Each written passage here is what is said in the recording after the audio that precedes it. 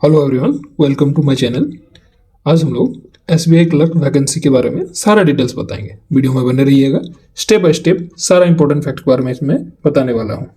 Start करते हैं। देखिए, एसबीआई का जो वैकेंसी निकला है क्लर्क 2024 में, उसमें कुल 13,735 पोस्ट हैं, जिसमें से अनरिजर्व कैटेगरी में 5,870 है, ईडब्ल्यूएस के लिए 1,361 को है, ओबीसी के लिए 3001 3,001 को है, और एससी के लिए 2,118 और एसटी के लिए 1385। इतने सारे वैकेंसीज हैं। इसमें अप्लाई करने के लिए आपके पास ग्रेजुएट की डिग्री होना चाहिए। जो लोग अपेयरिंग हैं वो लोग भी भर सकते हैं, और जिस स्टेट से आप फॉर्म भरेंगे उस स्टेट का आपके पास लोकल लैंग्वेज का नॉलेज होना चाहिए। ठीक है, ये बहुत जरूरी है। और एक्चुअली हर स्टेट का अलग अलग लोकल लैंग्वेज है, वो सारे लिस्ट में दिया हुआ है। आप यहाँ देख सकते हैं कैसे सारे स्टेट का लोकल लैंग्वेज जो दिया हुआ है। ठीक है, जैसे देखिए, गुजरात के लिए गुजराती आना चाहिए, आंध्र प्रदेश के लिए अगर आप भर रहे हैं तो आपके पास तेलुगु उर्दू आना चाहिए, कर्नाटका के लिए अगर आप भर रहे हैं तो कन्नड़ा आना चाहिए, मध्य प्रदेश के लिए भर रहे हैं, छत्तीसगढ़ के लिए सबके लिए हिंदी आना चाहिए, उड़ीसा के लिए उड़िया आना चाहिए, हरियाणा का आपका हिंदी, पंजाब, ऐसे हर स्टेट का जो लोकल लैंग्वेज दिया गया है आप इसका नोटिफिकेशन देख के चेक कर सकते हैं। ठीक है, मैं बता दूं बाकी स्टेट का भी, जैसे चंडीगढ़, चेन्नई, हैदराबाद, देखिए यहाँ सबके बारे में दिया हुआ। ठीक है, अगर आप पटना से, बिहार, झारखंड से भर रहे हैं तो आपको हिंदी उर्दू, या फिर झारखंड से भरेंगे तो हिंदी संताली आपको आना चाहिए। लोकल लैंग्वेज यहाँ मस्ट इसमें बताया गया कि लोकल लैंग्वेज जिस स्टेट आप भरेंगे उस स्टेट का आपको लोकल लैंग्वेज आना चाहिए। ठीक है, चलिए आगे बढ़ते हैं।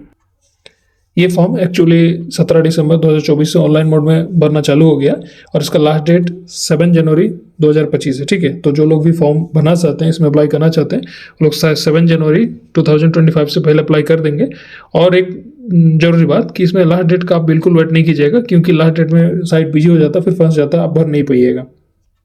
देखिए, इसको भरने के लिए कौन कौन एप्लीकेबल है। एक्चुअली इसको भरने के लिए 20 ईयर से 28 ईयर एज के बीच में दिया गया, बट इसमें एसटी एससी के लिए 5 ईयर का रिलैक्सेशन है, ओबीसी के लिए 3 ईयर का रिलैक्सेशन है। ठीक है, तो इन जो भी एज क्राइटेरिया में आते हैं तो वो इसमें भर सकते हैं। इसका एग्जाम आपका फरवरी 2025 में हो जाएगा। इसमें एक मेंस एग्जाम होगा, पहले प्रीलिम्स एग्जाम होगा, उसके बाद मेंस एग्जाम होगा। ठीक है, तो इसमें पहले आपका प्री एग्जाम होगा, जिसमें आपका 100 क्वेश्चन है। आप देख सकते हैं इंग्लिश में 30 क्वेश्चन है, जिसके लिए आपका सेपरेट से 20 मिनट दिया जाएगा। मैथ में 35 क्वेश्चन है, उसके लिए सेपरेट से 20 मिनट दिया जाएगा। रीजनिंग में भी 35 क्वेश्चन है, जिसमें आपको 20 मिनट दिया जाएगा। टोटल आपको 100 क्वेश्चन है और 100 मार्क्स का है। इसके लिए आपको 1 आवर दिया जाएगा, लेकिन सबका सेपरेट टाइम है। इसमें बता दो, नेगेटिव मार्किंग है और 1/4 नेगेटिव मार्किंग है। इसका मतलब है कि आपको 4 गलत करने पर 1 नंबर कट जाएगा आपका। ठीक है, और प्री एग्जाम क्वालिफाई करने के बाद ही मतलब आप मेंस एग्जाम में एप्लीकेबल हो सकते हैं, और मेंस एग्जाम में भी टोटल आपका 190 को क्वेश्चन होगा। मेंस में आपका देखिए, जनरल और फाइनेंशियल अवेयरनेस में आपका 50 क्वेश्चन होगा, जिसमें 50 मार्क्स होगा, उसके लिए अलग से 35 मिनट दिया जाएगा।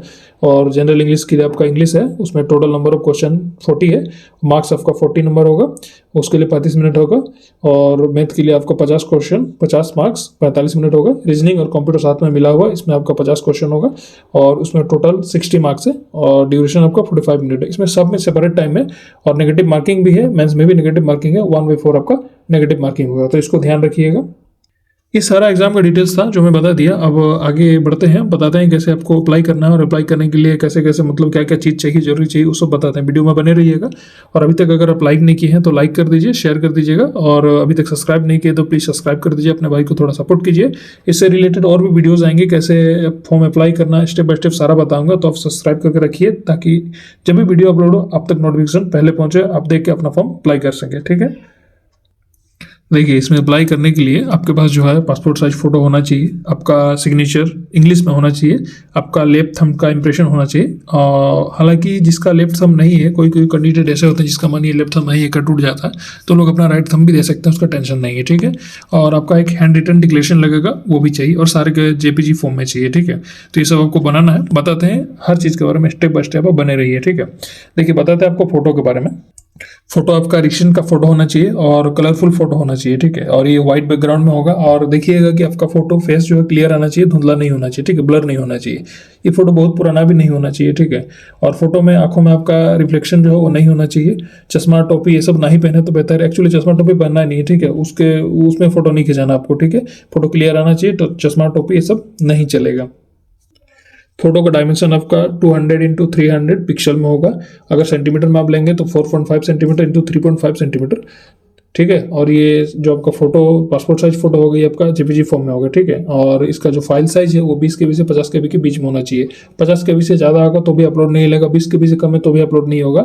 आप ये सब तैयार कीजिएगा जब, तब देखिएगा 20 KB से 50 KB के बीच में आपका फोटो साइज होना चाहिए, ठीक है। आगे बढ़ते हैं, बताते हैं आपका सिग्नेचर के लिए क्या क्या ध्यान रखने का बात है, ठीक है। सिग्नेचर में क्या क्या होना चाहिए देखिए बता रहे हैं। सिग्नेचर जो है हमेशा आपको व्हाइट पेपर में करना है और आप इंग्लिश में सिग्नेचर करना है इसमें, ब्लैक इंक या फिर हाँ ब्लैक इंक में इसको सिग्नेचर करना है, ठीक है। और साइन जो है उसका आपका साइज जो है 10 KB से 20 KB के बीच में होना चाहिए। और ये जो आपका जेपीजी फाइल बनेगा इसका जो डायमेंशन होगा 140 से 80 पिक्सल में होना चाहिए, ठीक है। इसके अलावा आपका लेफ्ट थंब भी अपलोड मारना है, और लेफ्ट थंब के लिए क्या क्या चीज़ें हैं वो तो मैं बता दिया कि जो लेफ्ट थंब नहीं है जिसका वो राइट थंब भी अपलोड कर सकते हैं। आप लेफ्ट थंब के लिए क्या कीजिएगा कि एक व्हाइट पेपर लीजिएगा, ठीक है, और ब्लू या ब्लैक इंक में आप अपना लेफ्ट थंब लगाकर उसको जो पेपर बनेगा उसको स्कैन कीजिएगा। वो भी जेपीजी फॉर्मेट में होना चाहिए, ठीक है। और उसका डायमेंशन आपका 240 x 240 पिक्सल में होना चाहिए। और सेंटीमीटर में 3 x 3 सेंटीमीटर, मतलब हाइट उसका 3 होगा और विड्थ भी आपका 3 होना चाहिए, ठीक है। और उसका जो साइज है वो जेपीजी फॉर्मेट बनेगा, उसका जो साइज होगा वो 20 KB से 50 KB के बीच में होना चाहिए। ये भी 50 KB से ज़्यादा नहीं है, 20 KB से कम नहीं होना, तो अपलोड नहीं होगा, ठीक है। ये सब बात का आप ध्यान रखिएगा। इसके अलावा आपका एक हैंड रिटन डिक्लेरेशन भी लगेगा, ठीक है, वो भी आपको अपलोड करना है। और उसमें क्या है, एक आपको व्हाइट पेपर लगेगा पूरा, ठीक है, और उसमें ब्लैक पेन से आप जो है उसमें लिखिएगा, और वो भी जेपीजी फॉर्मेट में होना चाहिए, ठीक है। और उसका जो डायमेंशन होगा वो आपका 800 x 400 वो भी पिक्सल में होना चाहिए।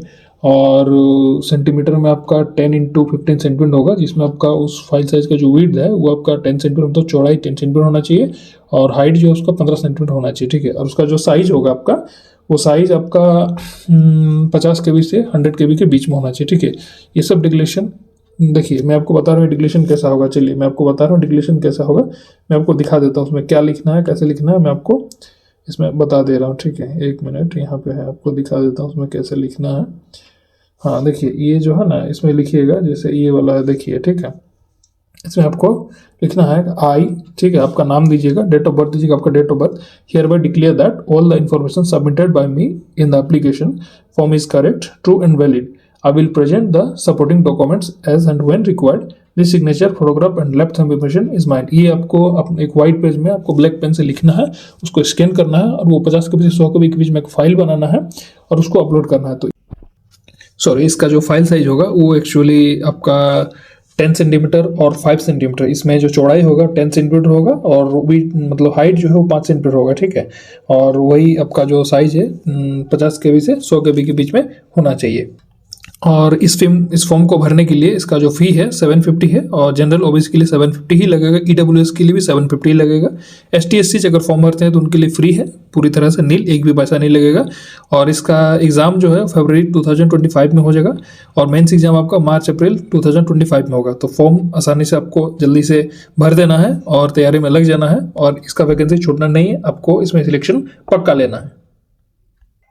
ओबीसी कैंडिडेट के लिए एक इंपॉर्टेंट बता दूं कि जो लोग ओबीसी कैटेगरी से फॉर्म भरेंगे तो उनका एनसीएल सर्टिफिकेट बहुत जरूरी है। अगर एनसीएल सर्टिफिकेट नहीं होगा तो उसका रिजर्वेशन नहीं मिलेगा। एनसीएल सर्टिफिकेट का मतलब होता है नॉन क्रिमिलियर सर्टिफिकेट। अगर आपके पास नहीं है तो आप बना लीजिए, तभी आपको रिजर्वेशन का फायदा मिलेगा, अदरवाइज आपको इसका कोई फायदा नहीं मिलेगा।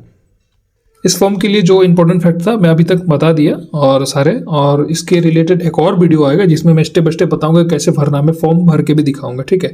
तो अभी तक अगर आप लाइक नहीं किए तो लाइक कर दीजिए, शेयर कर दीजिए, चैनल को सब्सक्राइब करके रखिएगा ताकि जब भी वीडियो अपलोड हो अब तक पहले नोटिफिकेशन आए, ठीक है। ध्यान रखिएगा।